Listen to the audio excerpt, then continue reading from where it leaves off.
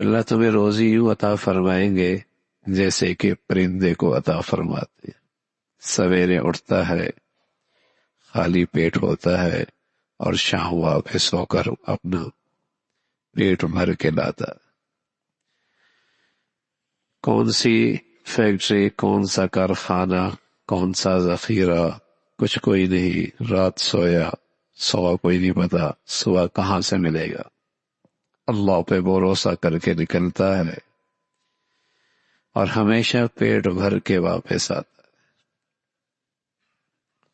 پیارے رسول صلی اللہ علیہ وسلم نے فرمایا، اگر تم بھی اللہ پہ بھروسہ رکھو اور یقین رکھو کہ رزق اللہ دیتا ہے، اور وہ دینے پہ آئے تو کوئی محروم نہیں کر سکتا، اور وہ نہ دینے پہ آئے تو کوئی نہیں دے سکتا۔ یہ یقین رکھو، رزق اللہ دیتا ہے۔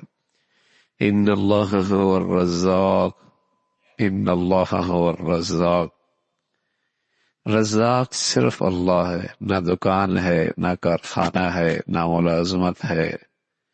رزاق صرف اللہ ہے۔ وہ دینے پہ آئے کوئی روک نہیں سکتا، وہ نہ دینے پہ آئے کوئی دے نہیں سکتا۔ یہ یقین رکھ کے پھر اچھے انداز سے تدبیر کرو، کوشش کرو، اچھے انداز سے کوشش کرو۔ یہ بھی حکم ہے اللہ کا، اچھے انداز سے کوشش کرو۔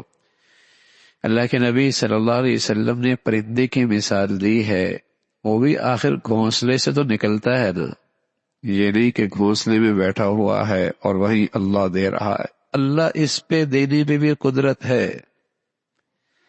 لیکن اس دنیا میں اللہ کی سنت یہ ہے کہ وہ پرندہ اڑا ہے اور وہ گیا ہے کہیں، محنت کی ہے اس نے، لیکن بھروسہ اللہ پہ ہے کہ صبح رات سویا، سامنے کچھ نہیں تھا، کہاں سے لے کے آئے گا، اڑا اللہ کے بھروسے پہ، اور اپنی سی تدبیر اور کوشش کی۔